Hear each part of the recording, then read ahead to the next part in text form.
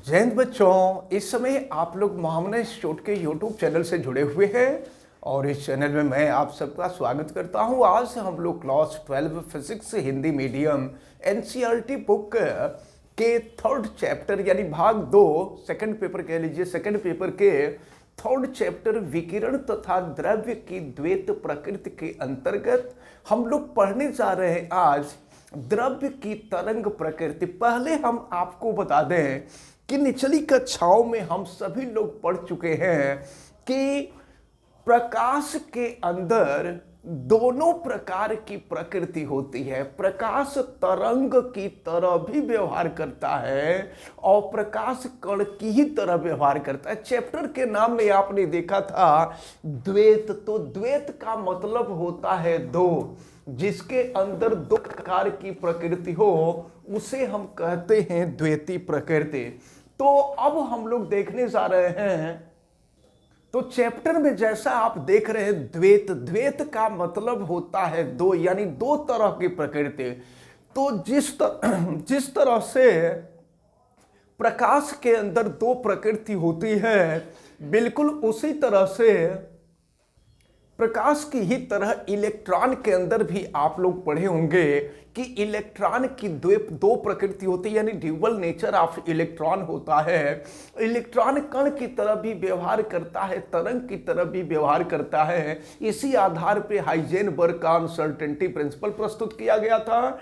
तो यहाँ हम लोग इलेक्ट्रॉन या प्रकाश के बारे में हम लोग नहीं पढ़ रहे हैं, लेकिन यहाँ पर हम लोग कंबाइंड रूप से प्रकाश एवं द्रव्य के बारे में हम लोग पढ़ रहे हैं, क्योंकि प्रकाश के ही प्रभाव से धातु की सतह से प्रकाश इलेक्ट्रॉन उत्सर्जित हुआ करते थे।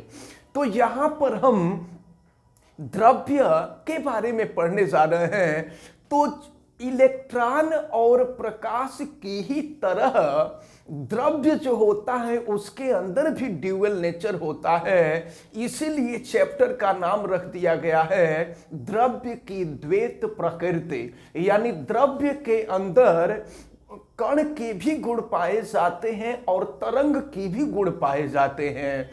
अब अगर प्रकाश, या कह लीजिए अगर प्रकाश तरंग की तरह व्यवहार करता है, तो विकिरण के अंदर या कह लीजिए पराबैंगनी प्रकाश के अंदर छोटे छोटे पैकेट या बंडल होते हैं जिसे हम क्वांटा या फोटॉन कहते हैं। और फोटॉन की जो ऊर्जा होती है आपको मालूम है कि ई की वैल्यू जो होती है वो hν के इक्वल होती है।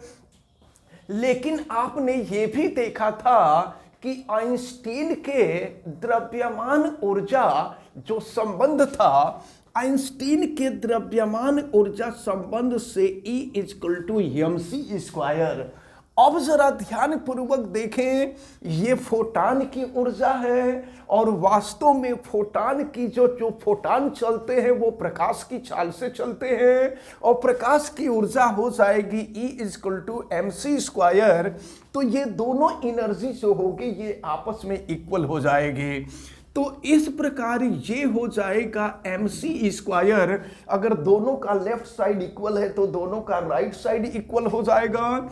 तो ये mc² हो जाएगा hν। अच्छा, एक काम करते हैं, यहाँ mc×c कर सकते हैं, c² को c×c, और इस c को हम बराबर के दूसरे तरफ लेके चले जाते हैं, या नहीं तो चलिए एक स्टेप और हम आगे बढ़ते हैं h। और आपको मालूम है μ=c/λ होता है, तो ये हो गया c/λ। अब c से ये स्क्वायर कैंसिल हो जाएगा, तो ये हो जाएगा m×c=h/λ। तो m क्या है? फोटॉन का द्रव्यमान है। c क्या है? फोटॉन की चाल यानी प्रकाश की चाल है। और आपको मालूम है कि द्रव्यमान और वेग का जो गुणनफल होता है वही संवेग कहलाता है, और संवेग को हम p से प्रदर्शित करते हैं। p होता है h/λ। तो ये फोटॉन के संवेग का सूत्र मिला। अगर आपको फोटॉन का संवेग ज्ञात करना होगा ना, तो इस फार्मूले से हम फोटॉन के संवेग की गणना कर सकते हैं। अब जरा ध्यान पूर्वक देखें तो अगर यहां से हम लेमडा की वैल्यू निकालते हैं, यानी यहां से हम जानना चाहते हैं कि द्रव्य का तरंग दैर्ध्य क्या होगा या विकिरण का तरंग दैर्ध्य क्या होगा, तो यहां से लेमडा की वैल्यू अगर निकालें तो H/P हो जाएगा। सपोज कीजिए द्रव्य का द्रव्यमान यम है और द्रव्य भी वेग से गति कर रहा है, तो संवेग P इक्वल टू होता है यम इंटू भी, P के जगह पे हम यम इंटू भी कर देंगे, तो फिर ये हो जाएगा lambda is equal to H/M into भी। ये जो समीकरण देख रहे हैं, इस समीकरण को वैज्ञानिक डी ब्रॉगली ने 1924 ईस्वी में दिया था। इनका पूरा नाम, ये फ्रांस के रहने वाले थे, इनका पूरा नाम लुइस डे ब्रॉगली था। तो डी ब्रॉगली ने 1924 में इस समीकरण को प्राप्त किया था, इसलिए इस समीकरण को डी ब्रॉगली का समीकरण भी कहते हैं या डी ब्रॉगली इक्वेशन कहते हैं। अब अगर मान लीजिए कि इलेक्ट्रॉन से संबंधित या इलेक्ट्रॉन से बद्ध अगर हमें डी ब्रॉगली तरंग दैर्ध्य ज्ञात करना हो, ये लेमडा जो है ये तो द्रव्य के लिए है, अगर हमको द्रव्य से संबंधित तरंग दैर्ध्य ज्ञात करना हो तो हम यहां से ज्ञात करेंगे। लेकिन अगर मान लीजिए इलेक्ट्रॉन से बद्ध अगर डी ब्रॉगली तरंग दैर्ध्य ज्ञात करना हो, याद रखे रहिएगा डी ब्रॉगली ने तरंग दैर्ध्य ज्ञात करने के लिए जो फार्मूला रिप्रेजेंट किया था ना, तो इसी को हम डी ब्रॉगली तरंग दैर्ध्य भी कहते हैं और इसी को डी ब्रॉगली इक्वेशन कहते हैं। मन में किसी प्रकार का कोई कंफ्यूजन आपके नहीं होना चाहिए। अब चलें जरा ध्यान पूर्वक देखें। जैसा कि आप जानते हैं कि गतिज ऊर्जा काइनेटिक एनर्जी के इज इक्वल टू ये होता है हाफ यम भी स्क्वायर। अब अगर यहां से हम v की वैल्यू निकालना चाहें, यानी द्रव्य का वेग निकालना चाहे, तो फिर क्या हो जाएगा, देखिए v square is equal to हो जाएगा 2k/m, या अगर v की वैल्यू निकालें तो स्क्वायर अपोजिट साइड में चला जाएगा, तो स्क्वायर अपोजिट साइड में जा करके ये अंडर रूट दे देगा।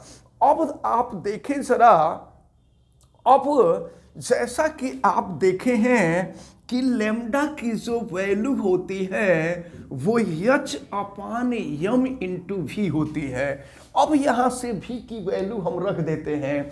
ये जो हम निकाले थे ये तो द्रव्य के लिए निकाले थे, अब हम इलेक्ट्रॉन के तरंग दैर्ध्य के लिए यानी इलेक्ट्रॉन से संबंधित डी ब्रॉगली तरंग दैर्ध्य हम निकालने जा रहे हैं। तो लेमडा इज इक्वल टू, देखिए ये हो जाएगा H/M और भी की वैल्यू आपने देखा, हम भी की वैल्यू यहां रख देते हैं, तो ये हो जाएगा अंडर रूट 2k/m। अब यम को हम अंदर कर देंगे, तो यम बाहर तभी आया है जब अंदर स्क्वायर के रूप में होगा, तो यम जो है रूट के अंदर जाएगा तो ये स्क्वायर के फॉर्म में हो जाएगा। फिर lambda is equal to H/√, देखिए ये हो जाएगा आपका यम स्क्वायर 2k/m, तो फिर यम से स्क्वायर कैंसिल हो जाएगा और फिर यहां पर आपको फार्मूला मिलेगा lambda is equal to H/√, ये मिल जाएगा 2m/k। तो ये जो है इलेक्ट्रॉन से बद्ध डी ब्रॉगली तरंग दैर्ध्य के लिए फार्मूला मिला। लेकिन आप जानते हैं कि अगर किसी इलेक्ट्रॉन को, इलेक्ट्रॉन E है और अगर उसको भी वोल्ट दिया जाए तो इलेक्ट्रॉन की जो ऊर्जा होती है वो E इंटू भी के इक्वल होती है, यानी काइनेटिक एनर्जी जो होगी वो देखिए ये सेपरेट है, ये सेपरेट है। अब इलेक्ट्रॉन की जो एनर्जी होगी वो K equal to E into भी होगी, क्योंकि हम इलेक्ट्रॉन के लिए ही निकाल रहे हैं। तो अब यहां पर देखें क्या मिलेगा, lambda is equal to H/√, ये हो जाएगा 2m और K की वैल्यू हम रख देंगे तो ये हो जाएगा E इंटू भी। तो ये भी तरंग दैर्ध्य के लिए फार्मूला रहा, डी ब्रॉगली तरंग दैर्ध्य के लिए इलेक्ट्रॉन के।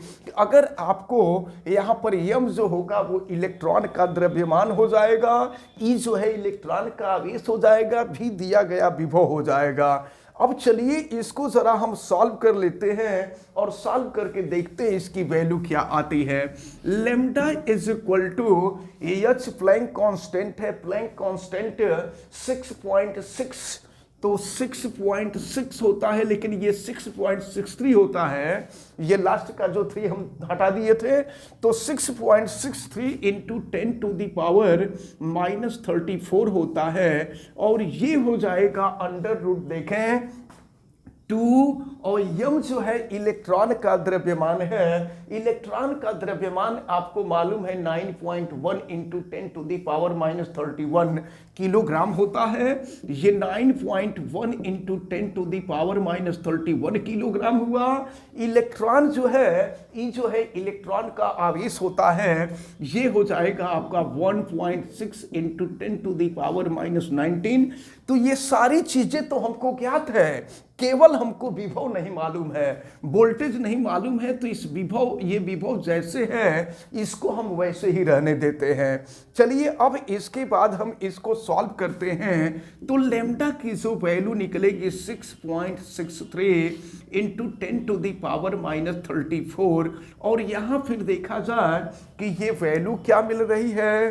तो यहाँ पर ये जो मान मिलेगा आपका, देखें अगर यहाँ पर हम मल्टीप्लाई कर दें, या चलिए देखिए ये 2 है और ये 9.1 और इंटू 1.6, और अगर इसको हम देखें तो 10 टू द पावर -19, और ये है आपका -31, तो ये 50 हो जाएगा।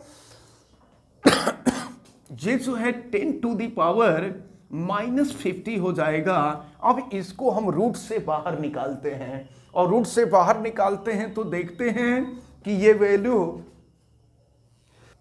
हाँ चलिए देखा जाए, अगर ये 9.1 न करके हम सीधे इसको 9 रखते तो थोड़ा सा इजीली ये सॉल्व हो जाता। चलिए इसको हम या अगर चलिए 9.1 रहने ही देते हैं, तो ऐसा करते हैं ना कि यहां से डेसिमल हटा लेते हैं, यहां से डेसिमल हटाते हैं, यहां से डेसिमल हटाते हैं।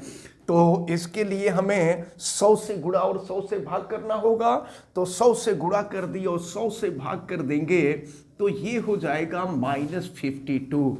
अब यहाँ पर हम आसानी से कर सकते हैं इसकी क्रिया, और फिर देखें क्या मिलेगा हम लोगों को।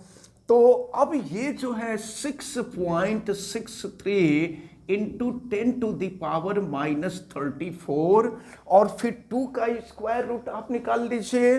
तो 2 का स्क्वायर रूट जो होगा ये 1.414 हो जाएगा, और ये 91 है, 91 लगभग 100 के नज़दीक है। तो 100 के नज़दीक है, तो इसका हम स्क्वायर रूट लगभग जो है 9.8 लिख दे रहे हैं, लगभग में ये वैल्यू आ जाएगी। और इसके बाद ये 16 है, 16 का स्क्वायर रूट 4 हो जाएगा, और 10 टू द पावर -52 है, तो इसका square root 10 to the power -26 हो जाएगा। अब इसको हम ऊपर लेकर के चले जाएं रूट से बाहर, और भी जो है भी का वर्गमूल नहीं निकलेगा, इस भी को हम रूट के अंदर ही रहने देते हैं। अब इसके बाद चलें इसको सॉल्व करते हैं। फिर ये वैल्यू मिलेगी लेमडा इज इक्वल टू 6 अब देखिए 6.63, और ये है 1.414 इंटू 9.8 इंटू 4, और 10 टू द पावर -26 को हम ऊपर लेकर चले जाते हैं। तो 10 टू द पावर -26 ऊपर जाएगा, +26 हो जाएगा, और -34 और फिर +26, ये -8 हो जाएगा ऊपर जा करके। ये 10⁻⁻8 हो जाएगा। और लेकिन देखें हम एक काम करते हैं, यहाँ पर फिर 100 से गुणा और 100 से भाग कर देते हैं। तो 100 से गुणा करेंगे तो ये 663 हो जाएगा, और 100 से भाग कर देंगे तो ये हो जाएगा 10⁻10। हम और यहाँ पर देखिए रूट भी जो है आपका छुटा हुआ है। अब ऐसा करिए आप ना कि इन सबका मल्टीप्लिकेशन कीजिए, और मल्टीप्लिकेशन करके 663 को अगर आप डिवाइड करेंगे तो ये वैल्यू जो मिलेगी 12.27 अपान हो जाएगा अंडर रूट भी, और फिर 10⁻10 अगर रहेगा तो ये मीटर में आएगा, और मीटर अगर हम हटा दें तो ये एंगस्ट्रॉम यूनिट में चेंज हो जाएगा। तो इस प्रकार इस फार्मूले को आप अच्छी तरह से दिमाग में रख के रहिएगा कि अगर केवल आपको वोल्टेज मालूम है और फिर हमको डी ब्रॉगली तरंग दैर्ध्य निकालना है, वो भी एंगस्ट्रॉम यूनिट में निकालना है, तो केवल वोल्टेज की वैल्यू रख करके हम डी ब्रॉगली तरंग दैर्ध्य की गणना यहां कर सकते हैं। तो इस प्रकार आज आपने देखा द्रव्य की तरंग प्रकृति और उससे रिलेटेड जो फार्मूले थे उनके बारे में आपने देखा, और हमें उम्मीद है कि ये पूरा डेरिवेशन आपको अच्छी तरह से समझ में आया होगा। आप वीडियो को लाइक जरूर कीजिएगा, और अगर आप चैनल पे नए हैं तो चैनल को सब्सक्राइब भी कर लीजिए, बेल आइकन को भी प्रेस करें, और वीडियो को मैक्सिमम स्टूडेंट तक शेयर करें। आप सभी लोगों का बहुत बहुत धन्यवाद। जय हिंद।